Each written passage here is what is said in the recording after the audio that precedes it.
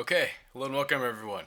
So in this video I'm going to do an overview, a solution walkthrough for the first exam in the Microeconomics Introductory level class. So what I'll do first is I'll show the exam, it's right here, and I'm going to go over and show all the questions. There's 25 multiple choice questions. That way if you want to remind yourself of the exam or kind of pause it and work the problems. If you're doing this and you hadn't taken the exam, you want to use this to study for another exam or future semester, whatever the case may be. So let me just kind of slowly scroll through each of the exercises here. And then there's going to be three longer form questions. The three longer form questions are supply and demand model, price elasticity, and price controls, in particular a shortage, price ceiling that causes a shortage. All right, so let me just kind of I don't know if there's a better way to do this or not. Here I was kind of losing track a little bit, which ones I showed and which ones I didn't. All right, so here's 13 through 16,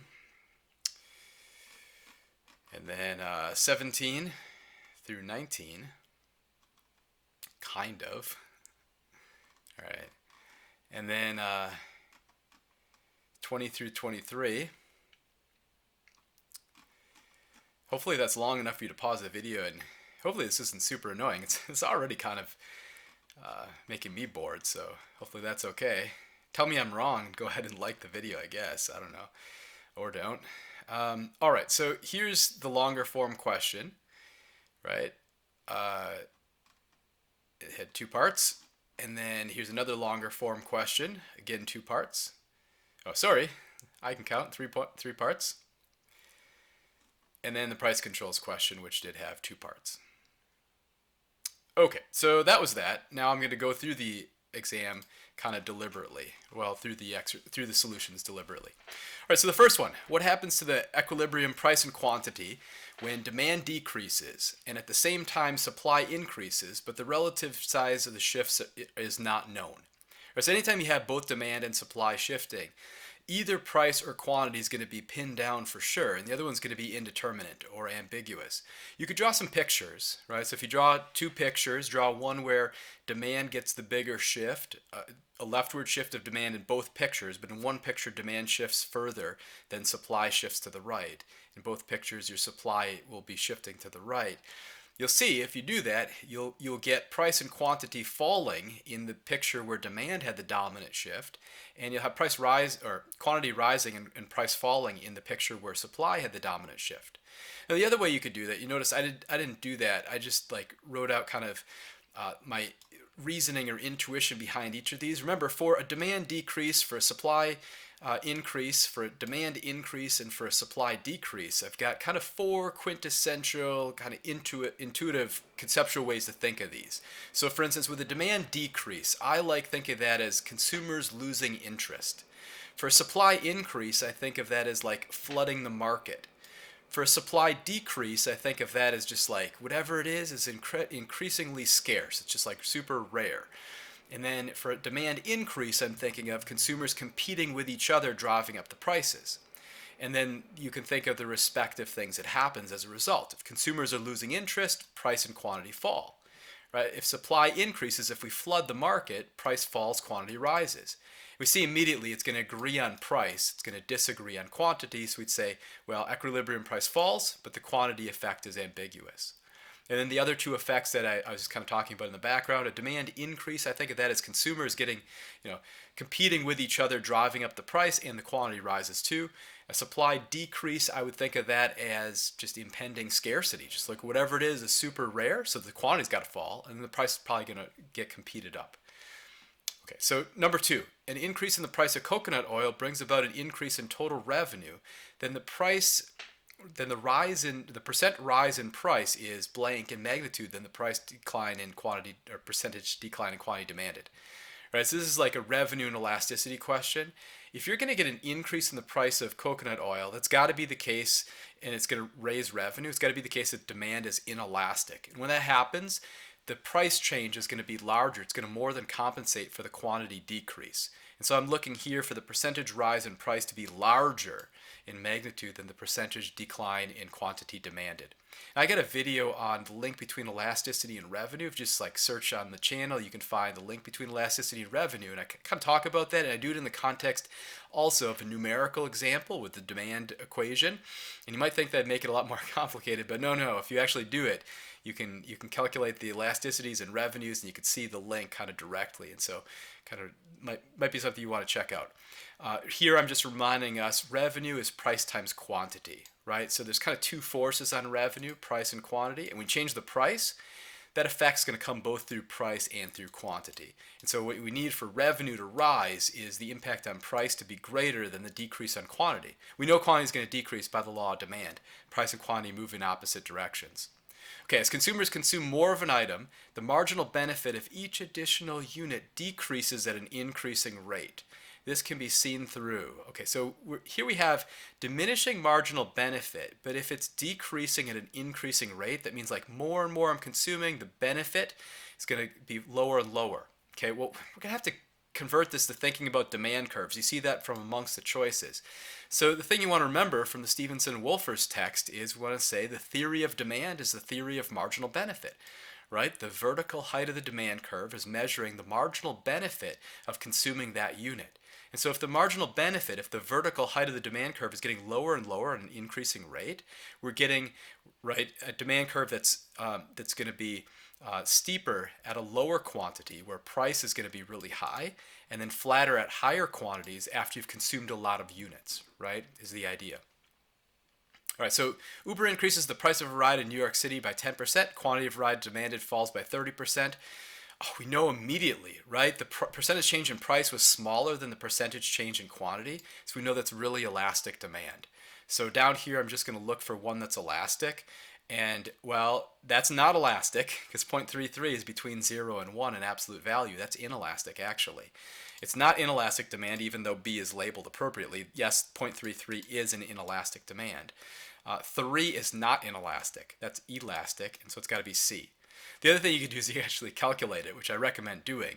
So it would be minus 30 divided by 10 is minus 3 in absolute value is 3, which you should interpret as elastic, telling us that for the percentage change in price, we're getting a greater change in quantity demanded. We're getting highly sensitive, highly responsive demand. Sometimes people make a mistake and they think demand elasticity only has to do with like quantity or changing in response to price. No. Even with inelastic demand, you're going to get some change in quantity when prices change. It's just that with elastic demand, you get a more than proportional change. The quantity is greater. Percentage change in quantity was greater than the percentage change in price. The only time that you'd get a price change and then zero quantity change is with perfectly inelastic demand. So it would happen if you had a vertical demand curve or if we were looking at the very bottom of a linear demand curve, just the horizontal intercept. Okay, so Amanda goes to a local cafe, orders a sandwich. Willingness to pay for the sandwich is 10. The price of the sandwich is 4. Cost of the cafe is $1. How much economic surplus does Amanda receive? Oh, it's the difference between willingness to pay and price. So it's $6, right? How much profits does the cafe get? Well, it's going to be 4 minus 1, so it's going to be 3. And then how much total economic surplus is there going to be? It's the difference between willingness to pay for the sandwich, 10, and then the cost to produce. There's $9 of total economic surplus from this transaction. 6 of it goes in the form of economic value of like utility to Amanda. 3, the difference between 4 and 1, goes to the cafe in terms of profits. Although here we only asked about Amanda's economic surplus. Sunk costs are costs that are incurred regardless of which decision is made, right? They're sunk. You can't get them back. They're gone. So it doesn't matter what you're going to do from that point forward, you're going to pay whatever costs are sunk, right? So if you've been standing in line and you're trying to think about whether you should still stand in line, well, the time you've spent already is sunk. It's gone. You can't get it back. Whether you stay or leave, you've already lost the time that you spent in line. Well, what's only going to be relevant is how much time do you think you have remaining in the line, or if you get out of the line, do you have to stand in line for that length of time again, or something like that. But in all those cases, you're only thinking about future costs. Sunk costs are incurred regardless of the decision made, and they're best ignored. All right, so according to the marginal principle, keep increasing quantity until the marginal benefit of an additional item is equal to the marginal cost of an additional item, right? So marginal principle, we want to incrementalize our decisions down from how much or how many decisions into should I do one more. Then you'll compare the marginal benefit to marginal cost, and actually probably maybe this is a little bit better phrased as the rational rule in the language of the Stevenson and Wolfer's text, but most authors would just call this the marginal principle. Either way, yeah, we want to compare the marginal benefit to the marginal cost, and if it's equal, that's when you want to stop increasing the quantity. You certainly don't want to be going you don't want to stop when the marginal benefit is greater than the marginal cost. You should do more. You don't want to keep going to where the marginal benefit is smaller than the marginal cost. You should do less. And it's not greater than or less than, because that's silly, right? All right, so on a hot sweltering day, you feel thirsty, buy an ice cold soft drink, which you gulp down. Whether you buy the second drink or not will depend on, it's going to be the marginal benefit from the second soft drink, whether it outweighs the price that you'll have to incur. Right? So you're going to compare the marginal benefit to the cost, to the marginal cost. In this case, the marginal cost is going to be the price you'd pay. So if the marginal benefit's greater than the price, then you'd buy another drink. If it's less, then you wouldn't. All right, so increasing the price of shampoo will generally result in a decrease in quantity of shampoo demanded. Right? Remember, changes in price can only cause a change in quantity. So here I'm going to look for a change in quantity. It turns out it's going to have a quantity demanded. How do I know it's quantity demanded and not quantity supplied? Oh, it's telling me it's going to decrease, right? So an increase in the price of the shampoo leads to a decrease in quantity demanded, because we have an inverse relationship between price and quantity. Now, if instead this is phrased as an increase in the price of shampoo leads to an increase, right?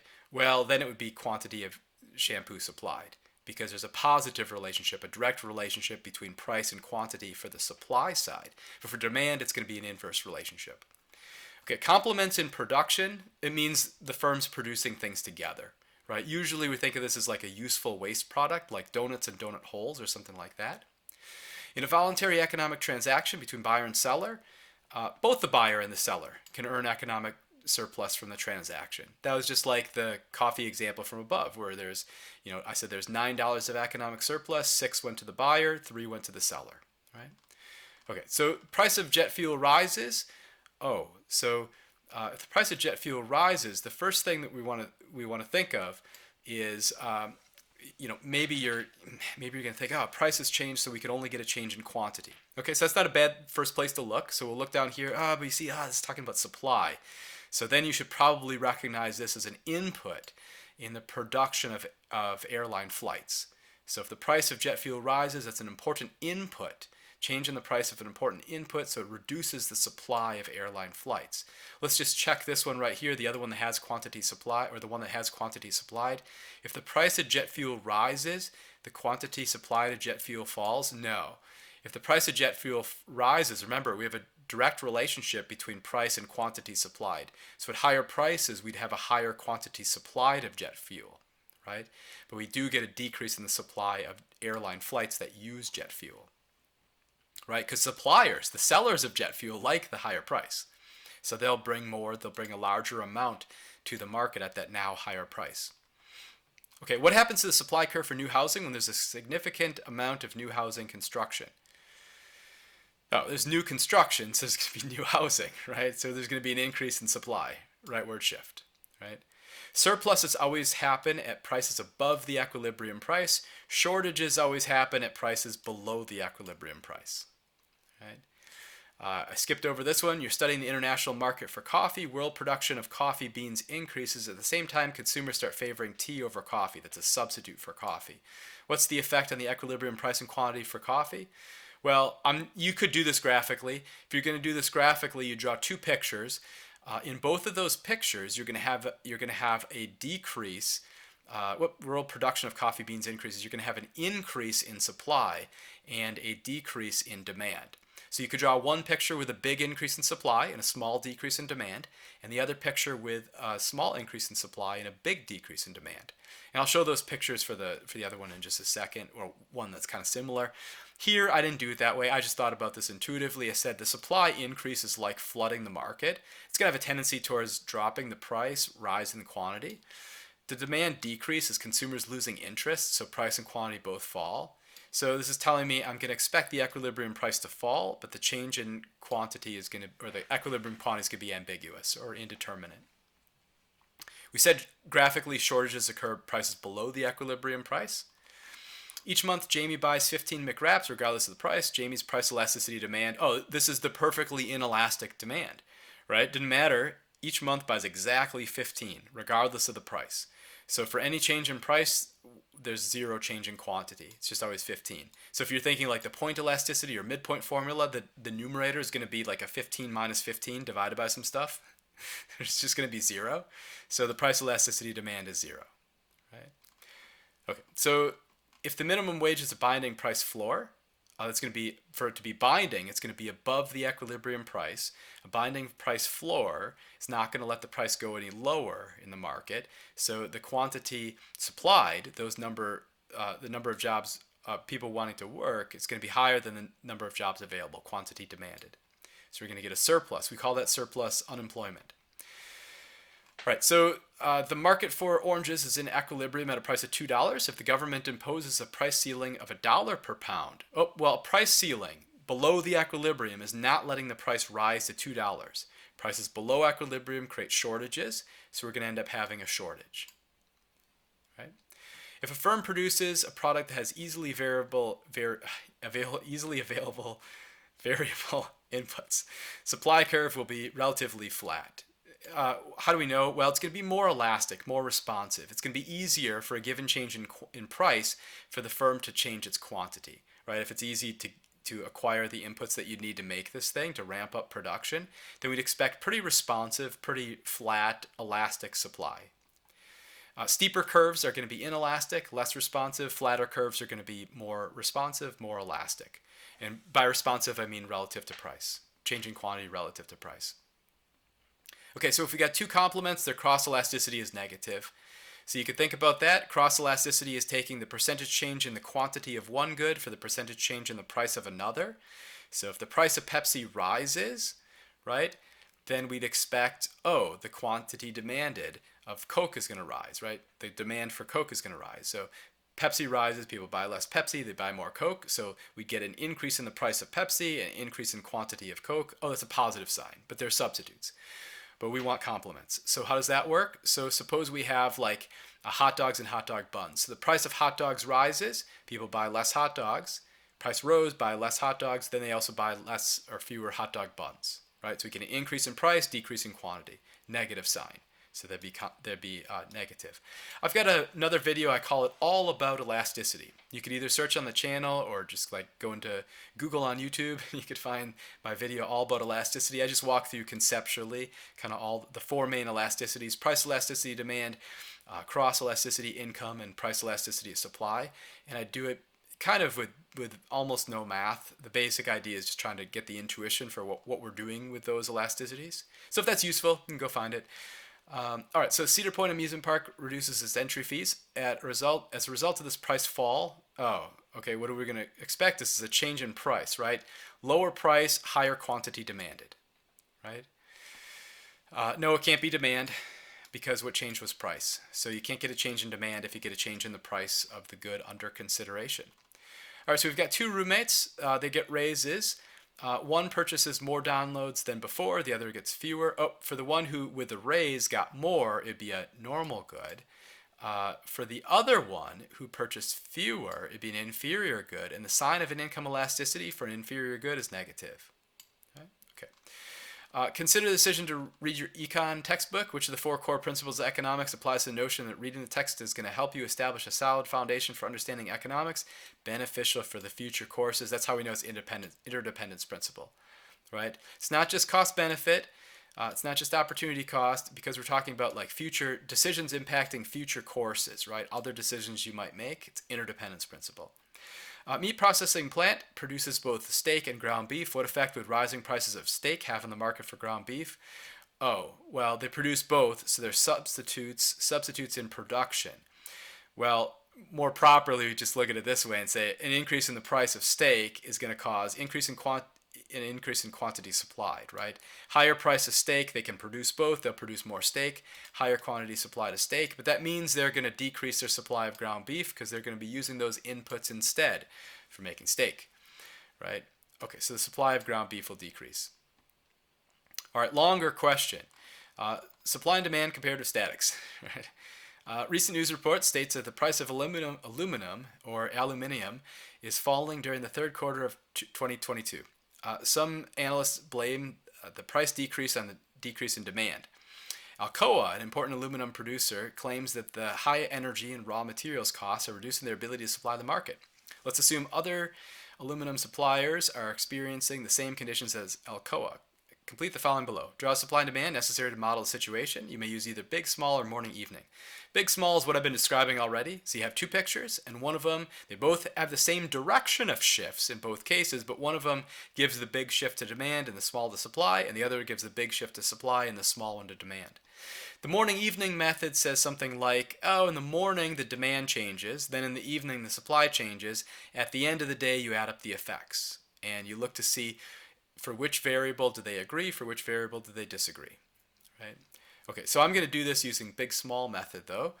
And what are we going to get? Let's see. So we have a decrease on the decrease in demand. Okay, so that's one thing. We're going to leftward shift to demand.